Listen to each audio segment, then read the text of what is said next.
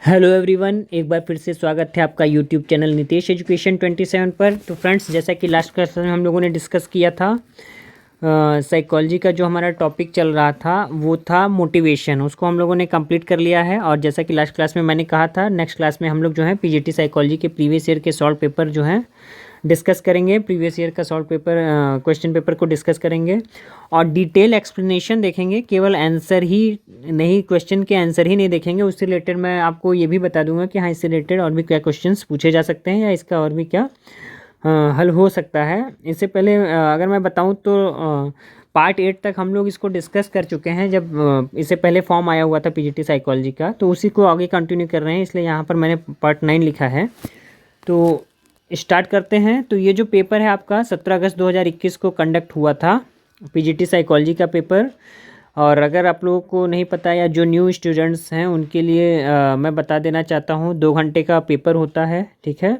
Total 2 hours का paper है और जो पूर्णांक है 425 मार्क्स का टोटल जो है पूर्णांक आता है। और जो क्वेश्चंस हैं, नंबर ऑफ़ क्वेश्चंस जो इसमें है टोटल 125 क्वेश्चंस आते हैं, ठीक है। तो ये था इसका बेसिक इन्फॉर्मेशन। और बाकी की चीज़ों की बात करें तो स्टार्ट करते हैं। सबसे पहले आज का फर्स्ट क्वेश्चन जो है आपकी स्क्रीन पर दिख रहा है। हाँ, विजिबल है, ठीक है, ओके। अवधान टॉर्च के प्रकाश के सदृश होता है जो दाएं बाएं, आगे पीछे और ऊपर नीचे घूमता रहता है। इस कथन में किस गोचर को दिखाया गया है? देखिए, जो पेपर का मीडियम है हिंदी इंग्लिश दोनों में है, तो आपको परेशानी नहीं होगी। अगर आप इंग्लिश मीडियम से भी बिलोंग करते हैं, इंग्लिश वर्जन है आपका, तो भी आपको क्वेश्चन समझने में दिक्कत नहीं होगी। तो जैसा कि आपकी स्क्रीन पर दिख रहा है, देखिए, attention is similar to the light of torch which keeps on moving right left front back up down, which phenomena is shown in the statement. यानी ये जो कथन है इसमें कौन सा फेनोमेना दिखाई दे रहा है? ऑप्शन ए है चयनात्मक अवधान, ऑप्शन बी है अवधान का विभाजन, ऑप्शन सी है सतर्कता, ऑप्शन डी है अवधान का उच्चावचन। तो सबसे पहले मैं आपको इसका राइट आंसर बताना चाहता हूँ। देखिए, अटेंशन क्या है, एक इसमें जो स्टेटमेंट है उसमें फ्लक्चुएशन ऑफ अटेंशन शो हो रहा है। यानी कि इस कथन में अवधान का उच्चावचन, यानी फ्लक्चुएशन का मतलब देखिए क्या है। अगर आप सेंटेंस ध्यान से पढ़ेंगे तो यहाँ लिखा है कि अवधान attention is a similar to the light of torch which keeps on moving right left, ठीक है, फ्रंट बैक अप डाउन। यानी कि यहाँ पर फ्लक्चुएशन हो रहा है, यानी अवधान में कमी बेसी हो रही है, ऊपर नीचे हो रहा है, घट बढ़ रहा है, दाएं बाएं जा रहा है। तो इस कथन से ये पता चल रहा है कि इसमें फ्लक्चुएशन है। अब अवधान की बात करें तो अवधान होता क्या है? तो जैसा कि आपकी स्क्रीन पर देखिए दिख रहा है, डेफिनेशन ऑफ अटेंशन की बात करें तो देखिए, कभी कभी ये होता है कि क्वेश्चन में डायरेक्ट स्टेटमेंट दे दिया होता है डेफिनेशन, और पूछा जाता है ये परिभाषा किसके द्वारा दी गई है। तो यहाँ पर केवल मैं साइकोलॉजिस्ट के द्वारा जो डेफिनेशन दी गई है उसी को डिस्कस कर रहा हूँ। हो सकता है आगे क्वेश्चन पूछा जा सके आने वाले पेपर में, इसलिए मैंने यहाँ पर चारों डेफिनेशन डिस्कस कर ली है, इंपॉर्टेंट। जैसा कि देखिए, J.S. रॉस कहते हैं, अवधान किसी विचार की वस्तु को मन के सम्मुख स्पष्ट रूप से में रखने की प्रक्रिया है। ये J.S. रॉस का कथन है। उसके बाद मैकडूगल क्या कहते हैं कि ज्ञानात्मक प्रक्रिया पर पड़े प्रभाव की दृष्टि से विचार करने पर अवधान एक चेष्टा या प्रयास भर है। ये स्टेटमेंट है मैकडूगल का। डमविल देखिए क्या कहते हैं, डमविले या डूमवाइल लिखा है, थोड़ा मिसप्रिंट होगा। ये कहते हैं यह अवधान, यानी अवधान किन्हीं अन्य वस्तुओं की अपेक्षा किसी एक वस्तु पर चेतना का केंद्रीकरण है, यानी कंसंट्रेशन। इसी तरीके से एनएल मन के अनुसार, एनएल मन क्या कहते हैं, हम चाहे जिस दृष्टिकोण से विचार करें, अंतिम विश्लेषण में अवधान एक प्रेरणात्मक प्रक्रिया है, यानी मोटिवेशनल प्रोसेस है अवधान। कोई कहता है सेलेक्टिव प्रोसेस है, कोई कहता है नॉलेज की प्रक्रिया है, या कोई कहता है अवधान किसी विचार की वस्तु को मन के सम्मुख स्पष्ट रखने की प्रक्रिया है। तो अलग अलग वैज्ञानिक, मनोवैज्ञानिक अलग अलग डेफिनेशन दे रखे हैं। देखिए क्या है, वैसे सामान्य भाषा में बात करें तो अवधान के अर्थ एवं उपयुक्त परिभाषाओं से स्पष्ट होता है कि अवधान किसी एक विचार को मानव मस्तिष्क में, किसी एक विचार को मानव मस्तिष्क में स्पष्टतः अंकित करने से संबंधित या मानव चेतना की चुनाव संबंधी अवरत एवं सुव्यवस्थित प्रक्रिया है। यह प्रक्रिया मानव के मस्तिष्क में मौजूद विविध वस्तुओं में से कभी एक तो कभी अन्य को चेतना को, अन्य की चेतना को ध्यान केंद्र में पहुंचाती है। अब देखिए अवधान की विशेषताएं, देखिए अवधान में कई ढेर सारी विशेषताएं हैं, लेकिन यहाँ पर मैंने केवल 2 ही डिस्कस की हैं। एक तो चंचलता। अवधान अटेंशन क्या है, अटेंशन में फ्लक्चुएशन रहता है, चंचलता का मतलब यही है। अवधान की प्रकृति चंचल है, हमारा अवधान हमेशा एक वस्तु से दूसरी वस्तु की ओर परिवर्तित होता रहता है, यह निरंतर खिसकता रहता है। अवधान की चंचलता पर हुए प्रयोगों से सिद्ध होता है कि हमारा ध्यान किसी वस्तु या विचार पर अधिक समय तक नहीं टिकता है। ध्यान परिवर्तन की अवधि 9 से 10 सेकंड तक बताई गई है। तो देखिए यहाँ पर एक इम्पॉर्टेंट पॉइंट यहाँ से बन गया है कि ये क्वेश्चन पूछा जा सकता है कि जो अवधान परिवर्तन की अवधि है कितने सेकंड की होती है, तो 9 से 10 सेकंड तक की बताई गई है। दूसरी विशेषता इसकी मुख्य है, अवधान एक सेलेक्टिव प्रोसेस है। देखिए हम सेलेक्टिव प्रोसेस का मतलब क्या है कि हमारा ध्यान किसी उसी के वस्तु पर जाता है जिसकी तरफ हम जिसके विचार बारे में सोचते विचारते हैं। जैसे व्यक्ति अपने चारों तरफ के वातावरण में विभिन्न तत्वों से घिरा है, किंतु वह एक समय पर उनमें से सिर्फ एक तत्व की ओर ही ध्यान केंद्रित कर सकता है। यानी आपके मन में जो विचारधाराएं चल रही हैं, आपका ध्यान हमेशा, अगर आप कहीं बाहर हैं तो उसी वस्तु पर जाएगा। जैसे मान लीजिए आपके मन में कुछ खाने की लालसा जगी है, तो आपका ध्यान, आपका अटेंशन हमेशा खाने पीने की दुकानों पर ही कंसंट्रेटेड रहेगा, ना कि पढ़ाई लिखाई की बातों पर। इसी तरीके से आप कहीं घूमने निकले हैं तो आपको नई नई चीज़ों को घूमने पर ही ध्यान केंद्रित रहेगा, यहाँ चले जाएँ वहाँ चले जाएँ। यानी कि यह प्रक्रिया क्या है, यह एक चयनात्मक प्रक्रिया है। तो ये है अवधान। अब हम बात करते हैं नेक्स्ट क्वेश्चन की। तो ये इस क्वेश्चन का आंसर क्या है, ऑप्शन नंबर डी इसका राइट आंसर है। नेक्स्ट क्वेश्चन है आपका, किसी परीक्षण की विश्वसनीयता और उसकी लंबाई के बीच सीधा संबंध है। यानी कि there is a direct relationship between the reliability of a test and its length. अब ऑप्शन ए है, यह कथन हमेशा सही है, यह कथन गलत है, कुछ स्थितियों में यह कथन सही है, डी है ऑप्शन, यह संबंध नहीं होता है। तो इसका राइट आंसर सबसे पहले मैं आपको बताना चाहता हूँ कि ऑप्शन नंबर ए इसका जो है राइट आंसर होगा। यानी this statement is always true. यानी कि किसी भी परीक्षण की जो विश्वसनीयता है, रिलायबिलिटी है, उस परीक्षण या उस टेस्ट की लेंथ से डायरेक्टली प्रोपोर्शनल होती है। ठीक है, ऑप्शन नंबर जो है आपका ए जो है, ऑप्शन नंबर ए जो है राइट आंसर है। क्योंकि देखिए क्या है, जो रिलायबिलिटी होती है, विश्वसनीयता, मनोवैज्ञानिकों ने ये कहा है कि आपके टेस्ट में जितने ज़्यादा आइटम होंगे उतना ही रिलायबिलिटी उसकी बढ़ती चली जाएगी। कम आइटम होगा तो रिलायबिलिटी कम होगी। ये मनोवैज्ञानिकों द्वारा सिद्ध की हुई बात है, और रिलायबिलिटी का टॉपिक मैंने जो पढ़ा है उसमें भी ये बात मैंने बता रखी है। तो ऑप्शन नंबर ए इसका राइट आंसर है। नेक्स्ट क्वेश्चन है आपका, जब किसी व्यक्ति की मौखिक प्रतिक्रिया शब्दशः दोहराई जाती है तो जो वाचिक व्यवहार पुनर्बलित होता है उसे क्या कहते हैं। यानी कि जब वर्बल बिहेवियर को that is reinforced when someone else verbal response is repeated verbation is called. यानी जब आप किसी के वर्बल बिहेवियर को दोहरा रहे हैं, जैसे मान लीजिए मैंने बोला कि आज मैं कहीं घूम कर आया हूँ, यानी कि आपकी बात किसी ने और ने दोहरा दी, आज मैं कहीं घूम कर आया हूँ, तो ये दोहरा दी गई। ये जो है इसका ऑप्शन है, देखिए उसे क्या, इसको क्या कहते हैं। तो ऑप्शन नंबर ए है ऑटोक्लिटिक बिहेवियर, बी है इकोइक बिहेवियर, सी है रीइंफोर्स्ड बिहेवियर, डी है ऑपरेंट बिहेवियर। ठीक है, तो सबसे पहले इसका राइट आंसर मैं आपको बताना चाहता हूँ, ऑप्शन नंबर बी इसका राइट आंसर है, इकोइक बिहेवियर। देखिए गूंजना, इकोइक का मतलब क्या होता है, प्रतिध्वनि। प्रतिध्वनि का मतलब क्या है, जब आपको अपनी ही आवाज़ वापस सुनाई दे, यानी आपको अपनी ही आवाज़ वापस सुनाई दे।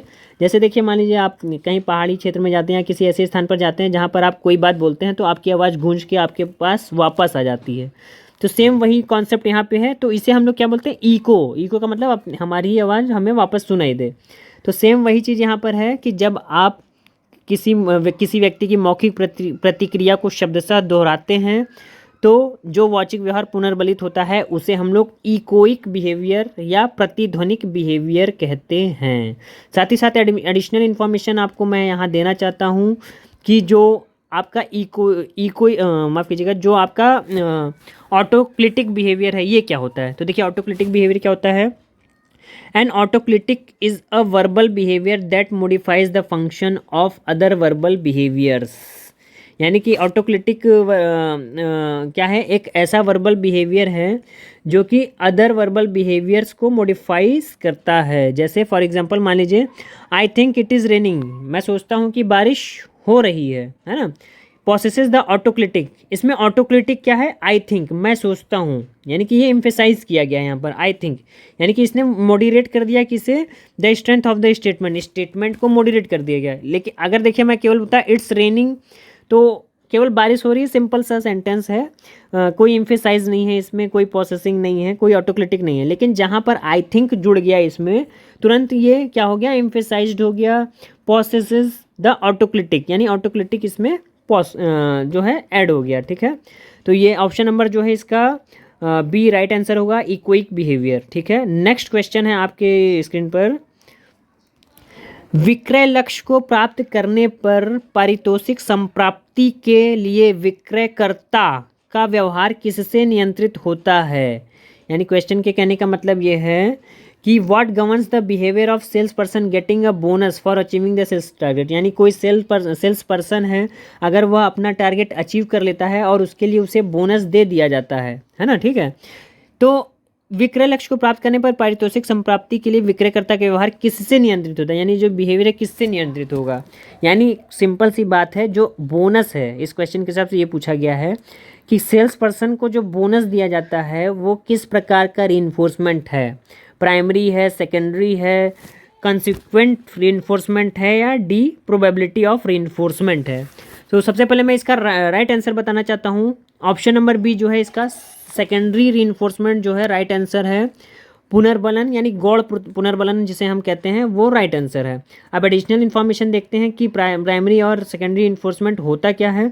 तो देखिए क्या है, सबसे पहले अगर हम बात करें तो प्राइमरी वर्सेस सेकेंडरी इन्फोर्समेंट की बात करें तो प्राइमरी जो प्राथमिक पुनर्बलन है वो आपका है something that is naturally reinforcing, यानी कोई ऐसी चीज़ जिससे आप प्राकृतिक रूप से स्वतः ही पुनर्बलित हो जाते हैं, जैसे आपका भोजन है, जैसे पानी है, ये सारी चीज़ें आपको, इन सारी चीज़ों के लिए आप खुद से रीइंफोर्स होते हैं, नेचुरली रीइंफोर्स होते हैं, बाय डिफ़ॉल्ट या बाय बर्थ आप इनसे रीइंफोर्स होते रहते हैं। ये हमारे प्राथमिक पुनर्बलन है, यानी the item is reinforcing in end of itself, ये खुद ही आपको रीइंफोर्स या पुनर्बलित करते रहते हैं।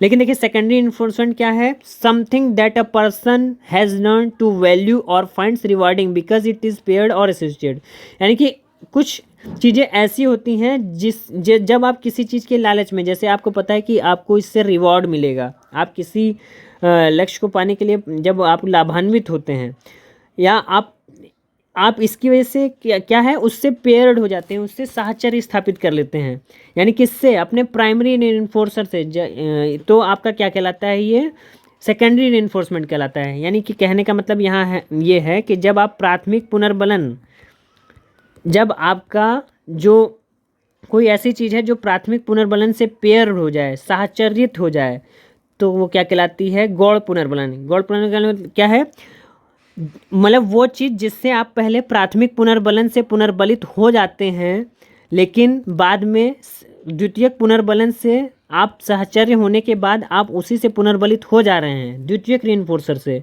और जहाँ पर प्राथमिक रीइंफोर्सर की जरूरत नहीं पड़ रही है, तो वो क्या है आपका सेकेंडरी रीइंफोर्समेंट कहलाएगा। सेकेंडरी रीइंफोर्समेंट में क्या क्या आता है देखिए, जैसे मनी है, जैसे ग्रेड है, जैसे sign of respect and approval है। तो जैसा कि मैंने बताया, देखिए मेन डिफरेंस क्या है, प्राइमरी रीइंफोर्समेंट क्या होता है, नेचुरल होता है, और सेकेंडरी रीइंफोर्समेंट जो है आपका प्राइमरी के साथ जो है एसोसिएट जब हो जाता है तो वो सेकेंडरी रीइंफोर्समेंट कहलाने लगता है। तो ऑप्शन नंबर जो है इसका, जैसा कि मैंने बताया, ऑप्शन नंबर बी इसका राइट आंसर है। ठीक है, अब आगे अगर हम बात करें नेक्स्ट क्वेश्चन की, तो यहाँ पर देखिए क्या है, क्वेश्चन नंबर 5 ये कहता है, अपने बारे में हमारी सभी सोच और भावना कि मैं क्या कर सकता हूँ के प्रश्न का एक उत्तर है जिसे निम्नलिखित रूप में जाना जाता है। यानी सिंपल सा देखिए, पहले क्वेश्चन समझिए क्या कह रहा, कि एक सेंटेंस मैंने बोला कि मैं क्या कर सकता हूँ, यानी आपको अपनी क्या पता है, आपको अपनी स्ट्रेंथ पता है, आपको अगर अपनी वीकनेस पता है, तो उसे मनोविज्ञान के टर्म में क्या कहेंगे या किस नाम से परिभाषित किया जाता है। तो इसका जो राइट आंसर है वो मैं आपको बताना चाहता हूँ, ऑप्शन नंबर डी इसका राइट आंसर है, सेल्फ एफिकेसी, यानी आत्म प्रभावकारिता, यानी all our thoughts and feelings about ourselves is an answer to the question what can I do or refer to as, यानी जब आप ये जान जाते हैं कि आप क्या कर सकते हैं और क्या नहीं कर सकते हैं, आपकी स्ट्रेंथ क्या है, आपकी वीकनेस क्या है, आपके अदर पॉइंट्स क्या हैं, तो उसे हम लोग क्या किस नाम से जानते हैं, सेल्फ एफिकेसी के नाम से जानते हैं। यानी जो हमारी क्षमता है, जो हमारी प्रभावकारिता है, उसे हम बोलते हैं सेल्फ एफिकेसी। तो ऑप्शन नंबर डी इसका जो है राइट आंसर होगा। ठीक है, सेल्फ स्टीम, सेल्फ कॉन्सेप्ट, ये अलग कॉन्सेप्ट, ये अलग चीज़ें हैं, इसको फिर कभी डिस्कस करेंगे क्योंकि वीडियो काफ़ी लंबा हो जाएगा, अभी काफ़ी क्वेश्चंस डिस्कस करने हैं। और ये जो क्वेश्चंस है एक साथ देखिए 125 क्वेश्चन डिस्कस भी नहीं किए जा सकते हैं, तो मैंने इसको पार्ट वाइज डिवाइड कर लिया है। आज कुछ क्वेश्चन डिस्कस करेंगे, फिर नेक्स्ट पार्ट में कुछ करेंगे, फिर ऐसे डिस्कस करते जाएंगे। अब देखिए नेक्स्ट क्वेश्चन आपकी स्क्रीन पर है, निम्नलिखित में से मनोविज्ञान की कौन सी विशेषता विकारों के निदान व चिकित्सा से निपटती है। बहुत ही सिंपल सा क्वेश्चन है और इसका आंसर सबको पता होगा। Which of the following specialities in psychology deal with diagnosis and treatment of disorders. Option number B इसका राइट आंसर होगा, क्लिनिकल साइकोलॉजी। ठीक है, क्लिनिकल साइकोलॉजी में क्या करते हैं हम लोग, जो भी विकार हैं, जो भी डिसऑर्डर्स हैं, उनके निदान और ट्रीटमेंट करते हैं। डेवलपमेंटल साइकोलॉजी आपको पता ही है, विकास से संबंधित है, पर्सनैलिटी यानी व्यक्तित्व से संबंधित, और एक्सपेरिमेंटल यानी प्रायोगिक मनोविज्ञान। नेक्स्ट क्वेश्चन है आपका ऑप्शन नंबर माफ़ कीजिएगा, नेक्स्ट क्वेश्चन है, किसने सबसे पहले यह मत दिया था कि स्मृति एक रचनात्मक प्रक्रिया पर आधारित है। यानी कि who first gave the motion that memory is based on constructive process.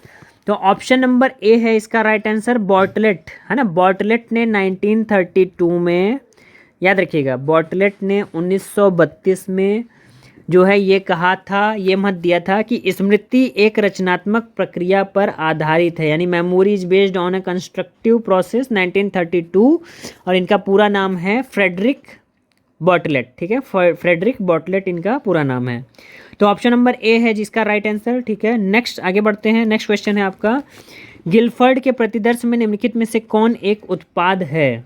यानी गिलफर्ड, यानी कि जो गिलफर्ड हैं उनके हिसाब से जो है कि following is a product in Gilford model. तो एवेल्युएशन होगा या कॉग्निशन होगा या ट्रांसफॉर्मेशन होगा या सिंबल्स होगा। तो सबसे पहले इसका राइट आंसर बताना चाहता हूँ, ऑप्शन नंबर सी जो है इसका राइट आंसर होगा, ट्रांसफॉर्मेशन। यानी प्रोडक्ट, जो ट्रांसफॉर्मेशन है वो प्रोडक्ट का एक पार्ट है। अब इनके बारे में थोड़ा सा डिटेल में हम जान लेते हैं कि गिलफर्ड आखिर है कौन और इन्होंने क्या कहा है, क्या बात कही है। तो देखिए, जैसे कि आपकी स्क्रीन पर दिख रहा है, गिलफर्ड का देखिए सबसे पहले इन्होंने जो थ्योरी दी है, इनकी थ्योरी को कहा जाता है मल्टीपल, ध्यान रखिएगा स्पेलिंग मिस्टेक हो सकती है तो प्लीज़ ध्यान से सुनिएगा, मल्टीपल इंटेलिजेंस थ्योरी। इनकी थ्योरी का जो नाम है मल्टीपल इंटेलिजेंस थ्योरी, इनकी थ्योरी को कहा जाता है। या फिर हम ये कह सकते हैं 3 डायमेंशनल थ्योरी भी इनकी थ्योरी को कहा जाता है। इनके सिद्धांत को 3D थ्योरी या 3 डायमेंशनल, 3 विमीय या त्रिविमीय सिद्धांत भी इनकी थ्योरी को कहा जाता है। और तीसरा नाम है इनकी थ्योरी को कहा जाता है structure of intellect model, structure of intellect model, यानी SOI के नाम से भी इनकी थ्योरी को जाना जाता है। तो सबसे पहले ये जान लीजिए कि इनकी थ्योरी को 3 नामों से जाना जाता है। सबसे पहला मल्टीपल इंटेलिजेंस थ्योरी यानी MI, सेकंड है आपका 3D थ्योरी भी इन्हीं की थ्योरी को कहा जाता है, और थर्ड है स्ट्रक्चर ऑफ इंटेलेक्ट मॉडल। तो ये क्वेश्चन आगे पूछा जा सकता है कि स्ट्रक्चर ऑफ इंटेलेक्ट मॉडल किसकी थ्योरी को कहा जाता है। तो ऑप्शन क्या होगा, गिलफर्ड होगा। ठीक है, अब आगे अगर हम बात करें तो इन्होंने जो टोटल फैक्टर्स दिए थे, पहले शुरुआत में तो इन्होंने 150 कारक बताए थे बुद्धि के, लेकिन बाद में थोड़ा सा इसे फिर से अपडेट किया गया और अब टोटल 180 कारक इसमें हो गए हैं। तो इसी को मैं यहाँ पर आपको शो करूँगा कि देखिए इन्होंने जो अपनी सिद्धांत बताए हैं उसमें ये बताया है कि जो बुद्धि होती है वो मुख्यतः इसके 3 विमाएँ हैं। सबसे पहले कंटेंट यानी विषय वस्तु, थर्ड है प्रोडक्ट यानी कि जो भी प्रोडक्ट्स उत्पाद मिलता है वो, और थर्ड है ऑपरेशन। अब देखिए कंटेंट्स में इन्होंने क्या बताया, visual, auditory, symbolic, semantic, behavioural. देखिए ये भी पूछा जाता है तो प्लीज़ ध्यान से समझिएगा। कंटेंट्स के जो पार्ट हैं, कंटेंट्स के 5 पार्ट हैं। विजुअल यानी जो दिख रहा है, ऑडिटरी जो सुनाई दे रहा है, सिंबॉलिक जो चिन्ह है, सेमेंटिक जो अर्थ से रिलेटेड है, और बिहेवियरल यानी व्यवहार से रिलेटेड। इसी तरीके से प्रोडक्ट जो है इन्होंने 6 कारक बताए हैं। प्रोडक्ट में इकाई है, क्लासेज है, रिलेशन है, सिस्टम्स हैं, ट्रांसफॉर्मेशन है और इम्प्लीकेशंस हैं। और इसी तरीके से इन्होंने इसमें बताए हैं ऑपरेशंस में evaluation, convergent production, divergent production, memory और कॉग्निशन, यानी कि टोटल मिला के ये 5 हो गए। तो मेमोरी को ही बाद में अपडेट किया गया, एक कह दिया गया मेमोरी रिटेंशन, दूसरा कह दिया गया मेमोरी रिकॉर्डिंग या मेमोरी रीडिंग, कहीं कहीं लिखा होगा। तो इसको 2 भागों में बांट दिया गया। यानी शुरुआत में अगर हम बात करें तो 5 गुणे 6 गुणे 5 टोटल कितने कंपोनेंट थे? शुरुआत में 150 कारक थे। ठीक है, ये याद रखिएगा, क्वेश्चन पूछा जा सकता है कि जो गिलफर्ड की मल्टीपल इंटेलिजेंस थ्योरी है उसमें शुरुआत में कितने कारक थे? तो 6 5 जा 30, 30 5 जा 150, यानी 150 कारक थे। उसके बाद जब मेमोरी को थोड़ा सा डिफाइन कर दिया गया, एक पार्ट और कर दिए गए, तो टोटल 6 कारक हो गए ऑपरेशंस में।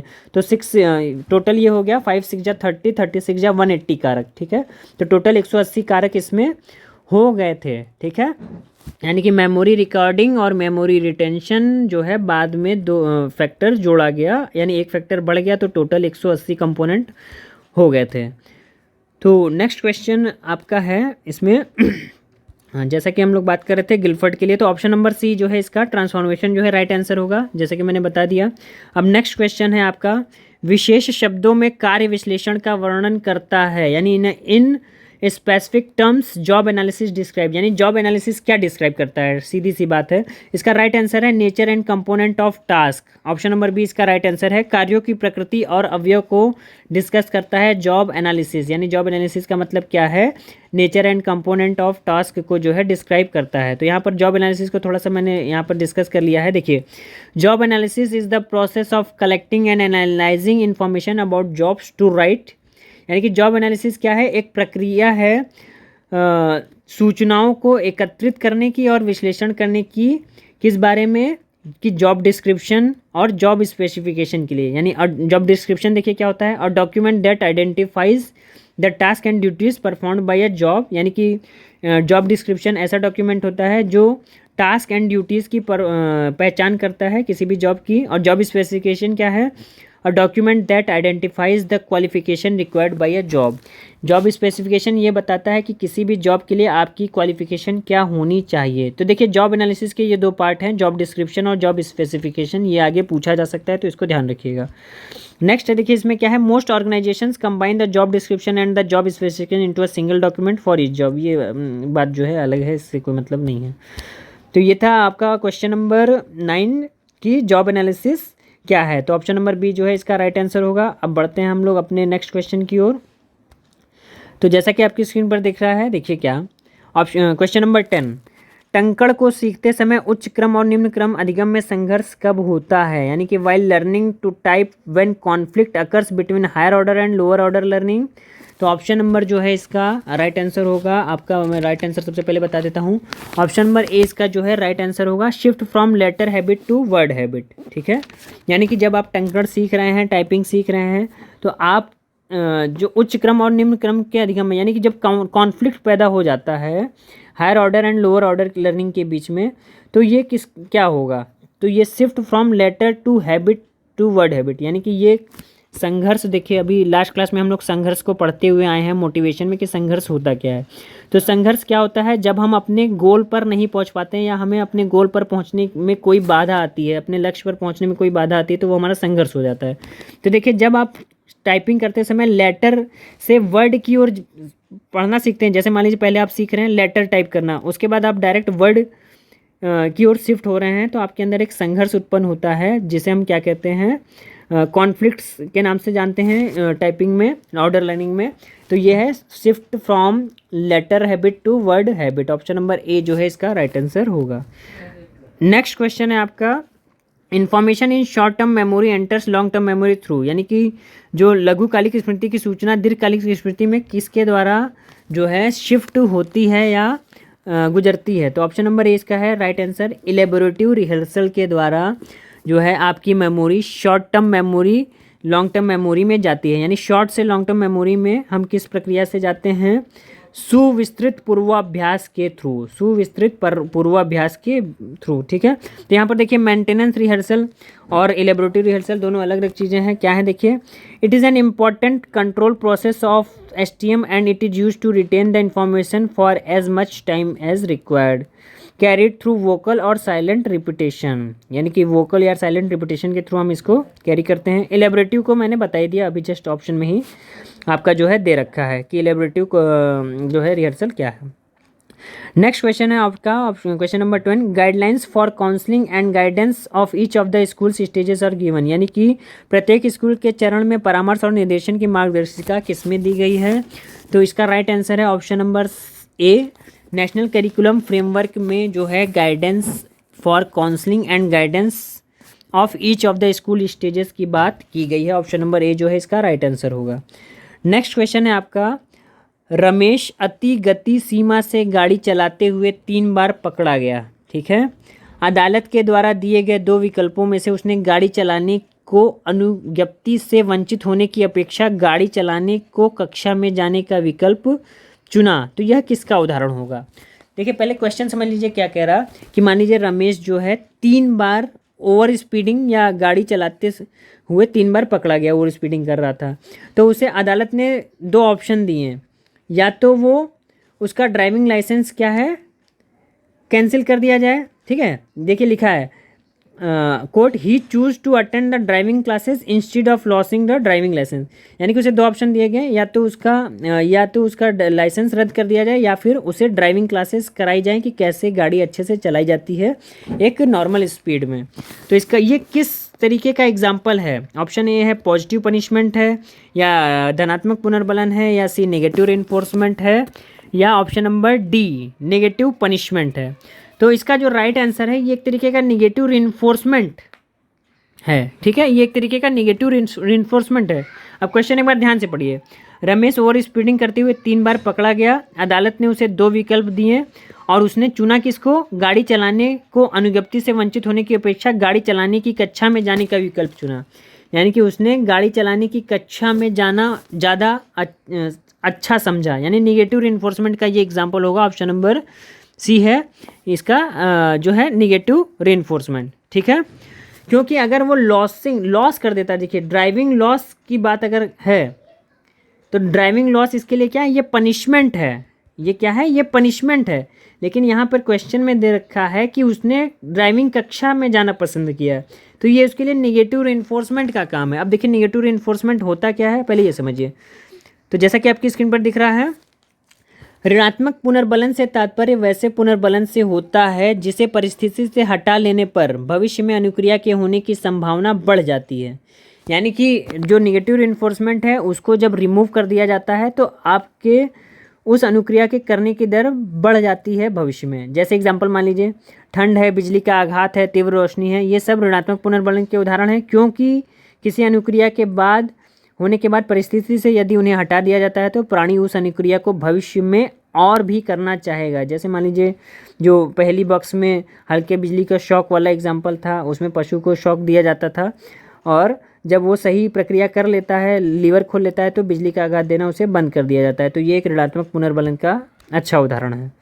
तो नेक्स्ट क्वेश्चन है आपकी स्क्रीन पर, निम्नलिखित में से कौन सा उपागम प्रयोगात्मक अध्ययनों पर आधारित नहीं है, यानी which approach is not based on experimental studies. Option A है कॉग्निटिव अप्रोच, बी है बिहेवियरल अप्रोच, सी है साइको एनालिटिक अप्रोच, डी है न्यूरोबायोलॉजिकल अप्रोच। तो ऑप्शन सबसे पहले मैं आपका इसको राइट आंसर बताना चाहता हूँ। देखिए यहाँ पर क्वेश्चन ध्यान से समझिएगा कि कौन सा उपागम प्रयोगों पर आधारित नहीं है। ठीक है, तो देखिए कॉग्निटिव अप्रोच है, इसमें भी प्रयोग पॉसिबल है। बिहेवियरल अप्रोच है, which approach is not based on experimental study. हाँ, कौन सा अप्रोच एक्सपेरिमेंटल स्टडीज़ पर आधारित नहीं है।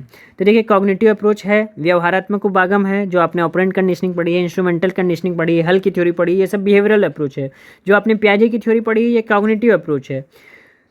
सी है psycho analytic approach. Psycho analytic approach में मेनली हम बात करते हैं सिगमंड फ्राइड, और उसके आगे अगर हम बढ़ते हैं तो बात करते हैं एरिक एरिक्सन की। ठीक है, और डी है आपका न्यूरोबायोलॉजिकल अप्रोच। न्यूरोबायोलॉजिकल अप्रोच भी आपका प्रैक्टिकल अप्रोच है। ठीक है, तो ऑप्शन नंबर सी जो है साइको एनालिटिक अप्रोच या सिगमंड फ्राइड की जो अप्रोच है, कह लीजिए ये जो है एक्सपेरिमेंटल स्टडीज़ पर बेस्ड नहीं है। ठीक है, इसमें ज़्यादा से ज़्यादा पूर्वानुमान पूर्व कथन लगाए गए हैं, उसके जो है प्रैक्टिकल पॉइंट्स हमें ज़्यादा नहीं मिल पाए हैं अच्छे से।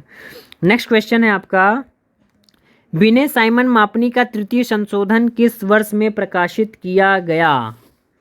देखिए ऊपर वाले का क्वेश्चन का आंसर ऑप्शन नंबर सी होगा, इसको याद रखिएगा। हाँ, तो in which year third revision of Binet Simon scale was published? तो जो तृतीय संशोधन हुआ था साइमन बिने का, वो कब हुआ था? तो ऑप्शन नंबर बी है इसका राइट आंसर, 1960 में। साथ ही साथ एडिशनल इन्फॉर्मेशन आपको देना चाहता हूँ, साइमन बिने के जो जितने भी संशोधन हुए हैं उसको यहाँ पर डिस्कस कर ले। देखिए पहला संशोधन हुआ था साइमन बिने स्केल का 1916 में। देखिए नेक्स्ट पेपर में ये क्वेश्चन पूछा जा सकता है कि प्रथम संशोधन कब हुआ, या द्वितीय कब हुआ, या तृतीय तो पूछ लिया, या चतुर्थ कब हुआ, या पंचम कब हुआ। तो देखिए पहला संशोधन हुआ था 1916 में, द्वितीय संशोधन 1937 में, तृतीय इस क्वेश्चन में पूछा ही गया है जिसका आंसर है 1960, चतुर्थ संशोधन हुआ है 1986 में, और पांचवा संशोधन हुआ है 2003 में। तो प्लीज़ इसको अच्छे से देख लीजिएगा, ये बहुत ही इंपॉर्टेंट क्वेश्चन बन जाता है आप लोगों के लिए। ठीक है, नेक्स्ट क्वेश्चन है आपका, व्यक्तित्व के आकृतिकरण में निम्नांकित में से क्या वंशानुक्रम और वातावरण के सापेक्षिक महत्व को दर्शाता है? यानी हेरिडिटी इनटू एनवायरनमेंट कौन सा ऑप्शन दर्शाता है? देखिए among the following what depicts the relative importance of heredity and environment in moulding of personality? यानी कि व्यक्तित्व के निर्माण में, व्यक्तित्व के आकृतिकरण में ऐसा कौन सा ऑप्शन है जो सापेक्षिक महत्व को दर्शाता है? तो देखिए गुण, शील गुण, ये व्यक्तित्व के निर्माण में हेरिडिटी और इन्वायरमेंट दोनों से मिलते हैं, दोनों से इन्वायरमेंट में डेवलप होते हैं, हेरिडिटी से कुछ मिलते हैं, तो कुछ कुछ है। वातावरण की आकृति यानी फीचर ऑफ इन्वायरमेंट की जो आकृति है वो स्कोप ऑफ इन्वायरमेंटल फोर्सेस, ये तीनों चीज़ें सम्मिलित होती हैं, और ऑल ऑफ द अबव इसका राइट आंसर होगा, ऑप्शन नंबर डी जो है इसका राइट आंसर है। यानी ये सारी चीज़ें वंशानुक्रम और वातावरण के सापेक्षिक महत्व को दर्शाती हैं। नेक्स्ट क्वेश्चन है आपका, कार्य के आवेदकों की पृष्ठभूमि और अनुभवों के बारे में अधिक विस्तृत जानकारी डैश में खोजी जाती है? तो देखिए क्या है, greater detail about background and experience of job applicants are sought in, यानी कि जॉब एप्लीकेंट्स के जो से रिलेटेड जो डिटेल है, बैकग्राउंड का डिटेल है, वो कहाँ से मिलता है? तो बायोग्राफिकल इन्वेंट्रीज से मिलता है। ठीक है, ऑप्शन नंबर ए जो है इसका राइट आंसर होगा, बायोग्राफिकल इन्वेंट्रीज से जो है किसी भी जॉब एप्लीकेंट्स के पृष्ठभूमि के बारे में जाना जा सकता है, ऑप्शन नंबर ए इसका राइट आंसर होगा। नेक्स्ट क्वेश्चन है आपका, कार्मिक प्रबंधन द्वंद्वों को प्रभावशाली ढंग से निपटा जा सकता है, यानी employ management conflicts can be effectively dealt with, यानी कि जो एम्प्लॉयज़ हैं उनके बीच जो कॉन्फ्लिक्ट्स होता है उसको कैसे मैनेज किया जा सकता है, किन किन चीज़ों से? तो ऑप्शन नंबर बी है प्रॉब्लम सॉल्विंग ओरिएंटेशन से, सी है मेकिंग कॉम्प्रोमाइजेस, डी है यूज़ ऑफ आर्बिट्रेशन। यानी कि मान लीजिए जो कार्मिक हैं उनके बीच द्वंद्व आ गया है, कॉन्फ्लिक्ट्स आ गए हैं, तो उसे हम समस्या समाधान उन्मुक्ता के द्वारा भी सुलझा सकते हैं, समझौता भी किया जा सकता है, और मध्यस्थता का भी उपयोग कर सकते हैं। तो ऑप्शन नंबर ए इसका राइट आंसर होगा। जितने भी ऑप्शन नीचे दिए हुए हैं ऑल गिवन बिलो वो सारे सही हैं। नेक्स्ट हम बात करते हैं क्वेश्चन नंबर 19 की, जैसा कि आपकी स्क्रीन पर दिख रहा है। कूट चित्रों के पुनर्स्मरण के एक प्रयोग में प्रतिभागियों को एक सप्ताह के अंतराल के बाद पहचानने के लिए कहा गया, यानी जो कोडिंग है उसमें किस परिस्थिति में पहचान प्राप्तांक अधिक पाए गए हैं? देखिए after 1 week interval participants of an experiment on recall of cute pictures were asked to recognise the pictures, यानी कि एक हफ्ते पहले आपको कोई पिक्चर्स दिखाई गई थी, उसके बाद एक हफ्ते बाद फिर से उसे रिकॉल कराया गया, तो इसमें जो है कि किस परिस्थिति में पहचान प्राप्तांक अधिक पाए गए ये बताना है। तो इसका जो राइट आंसर है वो मैं आपको बताना चाहता हूँ, option number C prototype similar distractor में जो है कि इसका राइट आंसर होगा prototype similar distractor. Next question है आपका, coronary heart diseases is related to, यानी कि जो हृदय धमनी रोग है वह किससे संबंधित है? टाइप डी बिहेवियर से, टाइप सी बिहेवियर से, टाइप बी बिहेवियर से, या टाइप ए बिहेवियर से? देखिए ये पर्सनैलिटी का क्वेश्चन है, डिसऑर्डर्स में भी आ जाएगा ये।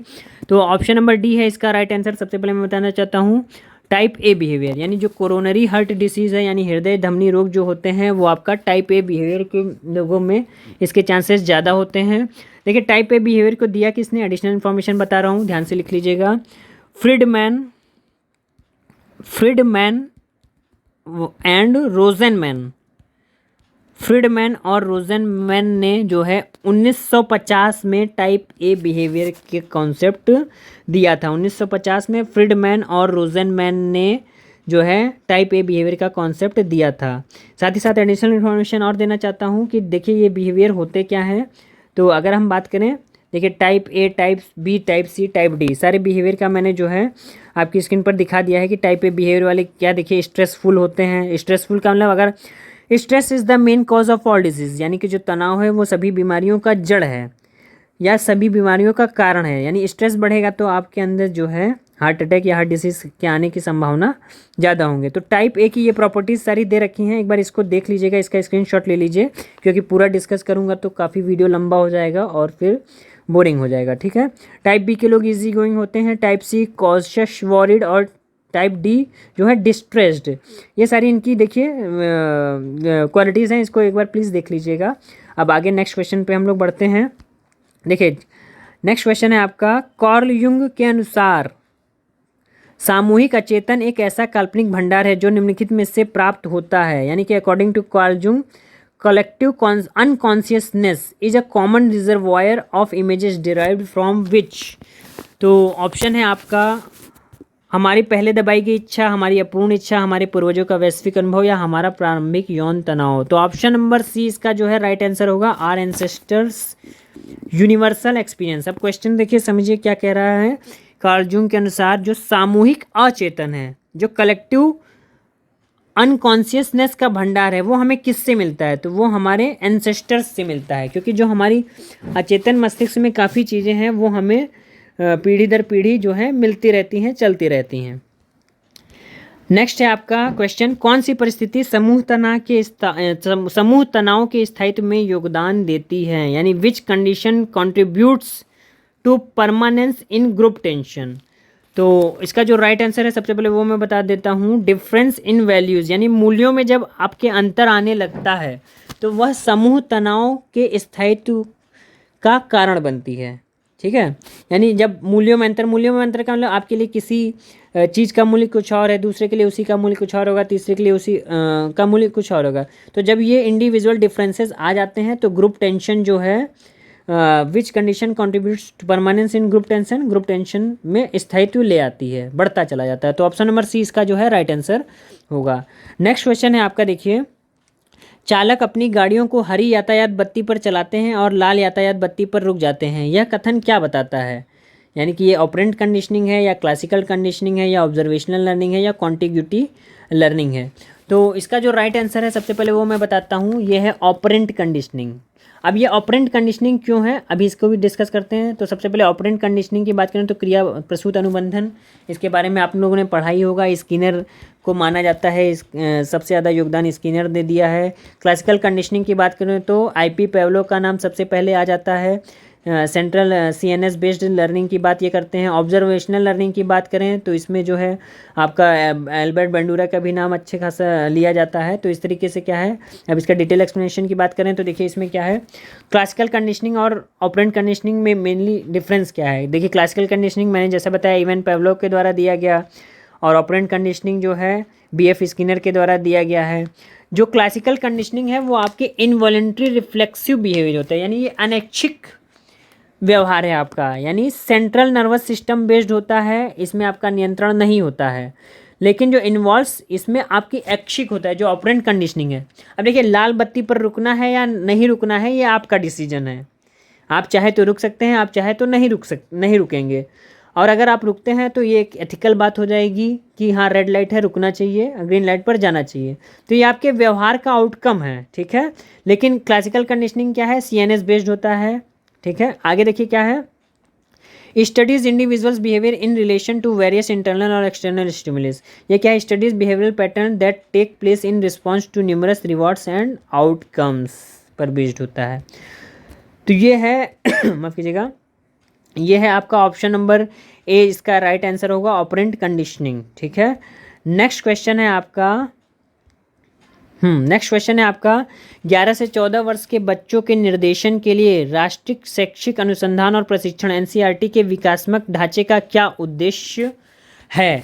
तो देखिए एनसीईआरटी का जो मेन उद्देश्य है 11 से 14 वर्ष के बच्चों के लिए, वो है ऑप्शन नंबर ए, इसका राइट आंसर है डेवलपिंग प्रॉब्लम सॉल्विंग स्किल। यानी 11 से 14 साल के बच्चों के अंदर समस्या समाधान कौशल को विकसित करना ही मेन एम रखा गया है NCERT के द्वारा। नेक्स्ट क्वेश्चन है आपका, वस्तु प्रारूप और प्रत्यक्षीकरण प्रारूप में अंतर किसको दर्शाता है? माफ़ कीजिएगा, यानी what is depicted bye difference between object format and perception format, perceptual learning, illusion, delusion या हॉल्सिनेशन। तो सबसे पहले इसका राइट आंसर बता दूं, ये इल्यूजन कहलाता है। यानी कि जो आपका वस्तु प्रारूप है और जो आपका प्रत्यक्षीकरण या जो परसेप्शन है उसमें अंतर जो है ये भ्रम कहलाता है, इल्यूजन आ जाता है। भ्रम हिंदी में जिसे हम लोग भ्रम बोलते हैं, हम सामान्य बोलचाल की भाषा में बोलते हैं यार इससे भ्रम हो गया है। तो अब इसका एक थोड़ा सा एक्सप्लेनेशन देख लेते हैं। देखिए क्या है, if you have mood disorder, ठीक है, माफ़ कीजिएगा, इसमें जो इसका जो राइट आंसर है वो भ्रम है, ठीक है, जो कि मैंने आपको यहाँ पर डिस्कस किया। इसका जो डिटेल है इसको हम लोग नेक्स्ट क्लास में डिस्कस कर लेंगे। दरअसल वो जो है छूट गया है, वो टॉपिक मैंने रखा था लेकिन वो भी मिल नहीं रहा है। तो नेक्स्ट क्वेश्चन इसको डिस्कस करते हैं। अभी तक के लिए इसको समझिए कि इसका option number B right answer है, इल्यूजन। बाकी ये इल्यूजन, डिल्यूजन और हॉल्सिनेशन क्या है इसको मैं अच्छे से डिस्कस करूँगा नेक्स्ट क्लास में। 26 क्वेश्चन है आपका, प्रायोगिक संक्रियाओं के दृष्टिकोण से वर्गीकृत चर है, यानी कि एक्सपेरिमेंटल स्टडीज़ में हम लोग कौन से वेरिएबल्स को डिस्कस करते हैं। तो ऑप्शन नंबर डी इसका राइट आंसर है, डिपेंडेंट एंड इंडिपेंडेंट वेरिएबल्स की बात हम लोग एक्सपेरिमेंटल रिसर्च में करते हैं। और अगर आप लोग को एक्सपेरिमेंटल रिसर्च डिटेल में पढ़ना है, बाकायदे पढ़ना है और वेरिएबल्स को डिटेल में पढ़ना है तो मैंने इस पर भी वीडियो बना रखी है, रिसर्च मेथोडोलॉजी की प्लेलिस्ट में पड़ी हुई है, तो वहाँ पर जाकर आप डिस्कस कर सकते हैं, देख सकते हैं, वहाँ से नॉलेज आप ले सकते हैं, ठीक है। फिलहाल के लिए यहाँ ऑप्शन नंबर डी इसका राइट आंसर है। जो एक्सपेरिमेंटल रिसर्च है उसमें हम लोग डिपेंडेंट वेरिएबल और इंडिपेंडेंट वेरिएबल की बात करते हैं। नेक्स्ट क्वेश्चन है आपका, मनोदशा विकार के दो प्राथमिक लक्षण क्या हैं? The two primary symptoms of mood disorders are. तो सबसे पहले इसका मैं राइट आंसर बता दूं, ऑप्शन नंबर डी इसका राइट आंसर है, डिप्रेशन एंड मैनिया।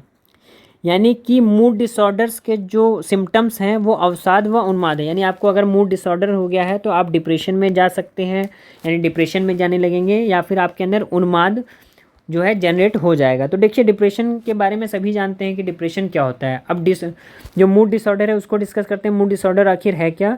तो देखिए अगर हम बात करें मूड डिसऑर्डर क्या है, If you have a mood disorder, your general emotional state or mood is distorted or inconsistent with your circumstances and interferes with your ability to function। यानी अगर आप मूड डिसऑर्डर के शिकार हो गए हैं तो आपके जो सामान्य अवस्था है आप उससे डिस्टॉर्ट हो जाएंगे, यानी आप सामान्य अवस्था से इधर उधर भटक जाएंगे। आपकी जो क्रियाएं हैं, प्रतिक्रियाएं हैं, उसमें वो सामान्य नहीं रहेंगी, असामान्य हो जाएंगी। यानी you may be extremely sad, आप बहुत ज़्यादा दुखी हो सकते हैं, बहुत ज़्यादा अपने आप को खालीपन महसूस करेंगे, बहुत चिड़चिड़ापन महसूस करेंगे, और इसी कंडीशन को हम क्या कहते हैं, डिप्रेस्ड, ठीक है। और you may have periods of depression alternating with being excessively happy, या फिर आप बहुत ज़्यादा खुश होने लगेंगे, एक्सेसिवली हैप्पी, यानी ये सारी चीज़ें जो हैं ये सिम्टम्स आपके अंदर दिखने लगेंगे।